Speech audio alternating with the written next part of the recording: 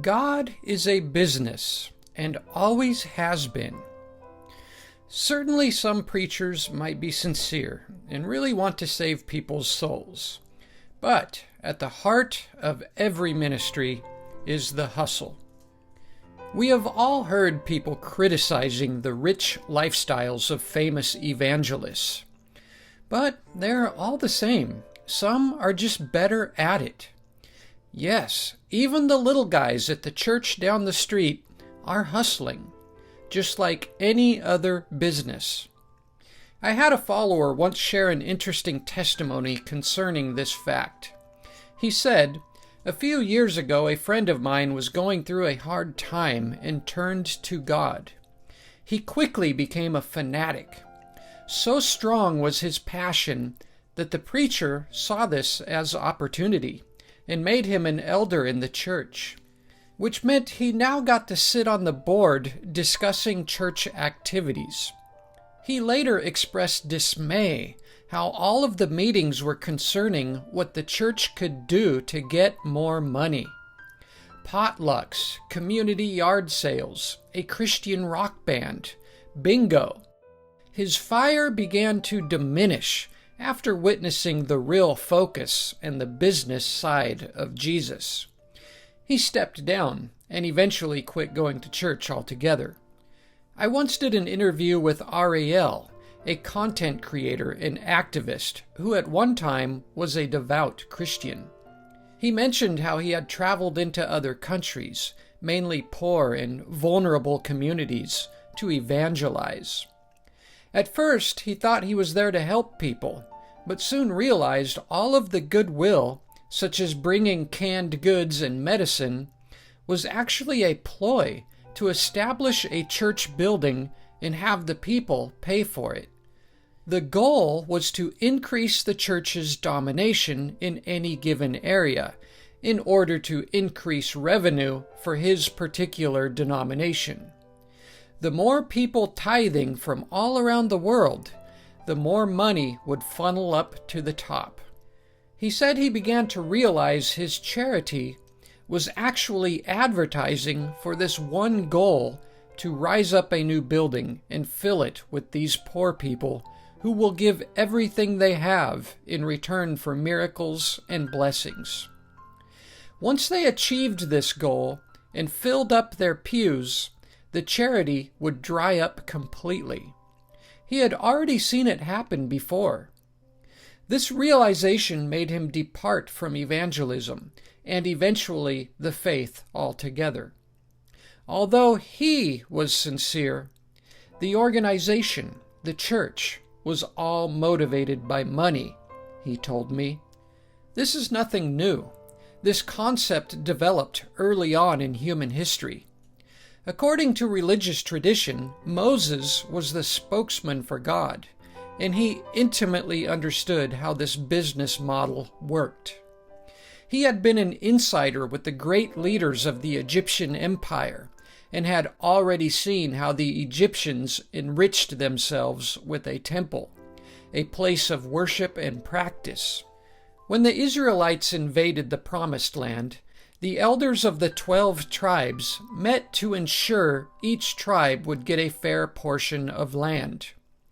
The Israelites were agrarian people, farmers and ranchers.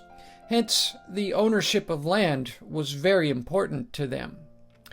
However, not so much for Moses and his tribe. Moses understood religion as a business. Moses was a Levite and dictated that the tribe of Levi would not be included for any land holdings. His tribe, the Levites, would be the priestly tribe.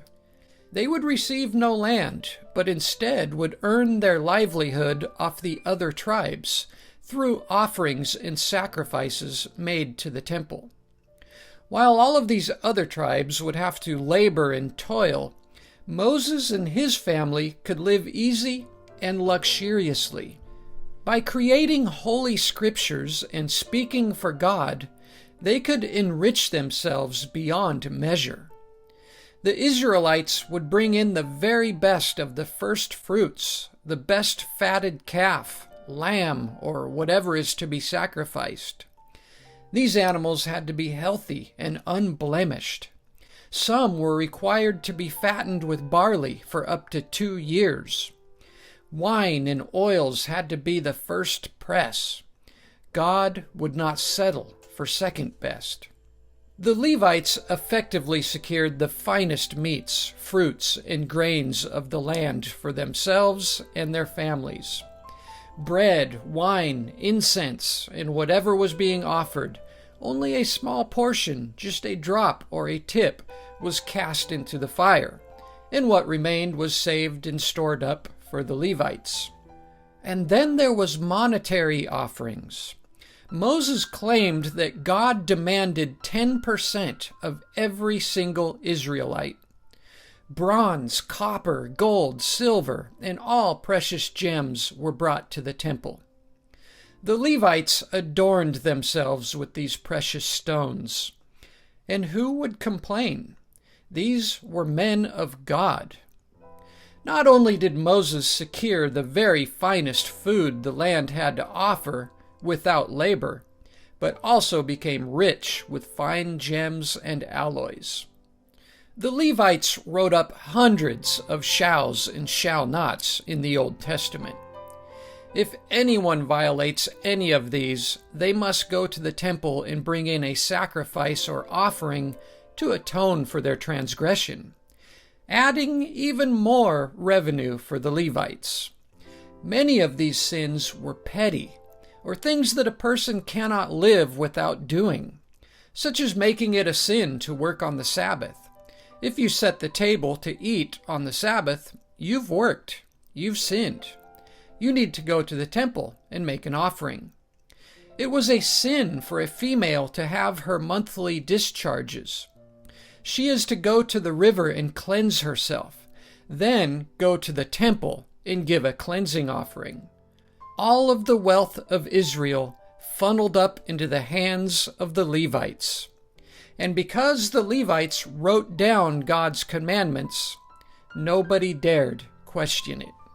This wasn't always easy, however. Some people lived as much as 60 miles away from the temple. People wanted to erect their own altars and make their own sacrifices closer to home. These makeshift altars are referred to in the scripture as the fields and high places. Building your own altar certainly made sense, right? Surely God could see them and receive the offers no matter where they were. Seems reasonable. However, the Levites could not allow for this. Such offerings were bad for business. So, in Leviticus meaning Levites, the priestly men who wrote the books and laws for God, chapter 17, verse 8 and 9 says, "Whatever man there be of the house of Israel that offers a burnt offering or sacrifice, and brings it not to the door of the tabernacle of the congregation to offer it to the Lord, even that man shall be cut off from among his people." Obviously, if people are not bringing their offerings to the temple, then God is losing money. God is a business model that is not afraid to use fear in order to secure revenue. If the people are becoming lazy and fail to tithe or bring in their sacrifices and offerings, bad things will happen. A drought, plague, flood, or even worse, an invading army. The priests will declare how these things are happening because the people have turned away from God or neglected Him, or cheated Him out of His portion. So how do the people correct their suffering and appease God? It's always the same answer. Turn your focus back onto God and overwhelm Him with sacrifices and offerings. You see, nobody runs to or gives to God as much as somebody who is struggling. And churches to this day continue this tradition, convincing believers that the best way to keep God's wrath at bay and to receive blessings is in the form of tithing. Send money. Fill up the coffers of God's temple, and God will bless you. Religions today are huge corporations, no different than McDonald's or Walmart. The corporate office scouts what looks like a good location, sets up a church, a store, puts in a preacher, a store manager, and sells the product, salvation, to the congregation. The devout followers give the preacher money. He keeps some for himself and sends the rest up the corporate ladder, who in turn use it to build even more stores, churches, which in turn will bring in even more and more currency. Some churches even invest in stocks and buy and sell real estate. If you know anything about churches, they are constantly urging the flock to dig in deep and give more money for missionaries. Many of these missionaries are volunteering. The church pays only for food and housing, having them often stay in homes for free. The missionaries are sometimes promised positions of leadership for the church they are attempting to establish. The reality is, they are building a money pyramid, where one person brings in 2 people, then each of those 2 people bring in 2 more, and so on, with all revenue rising to the top. No wonder secularism is so evil. If you can live without religion or a church, then guess what? The church loses its money. The Abrahamic God requires money to exist. Without money, this God will vanish. God has no safety nets. He is nowhere to be found when the dollars stop rolling in and the rent falls short. It is the Abrahamic God who needs our money. If we stop tithing, every single one of us, He will disappear from our lives completely. Stay strong and wise, my friends. I don't believe in masquerades. I don't believe that you're okay. I don't believe that God will save. Only you can solve your problems. I don't care what they sold you. They are not here to hold you. Don't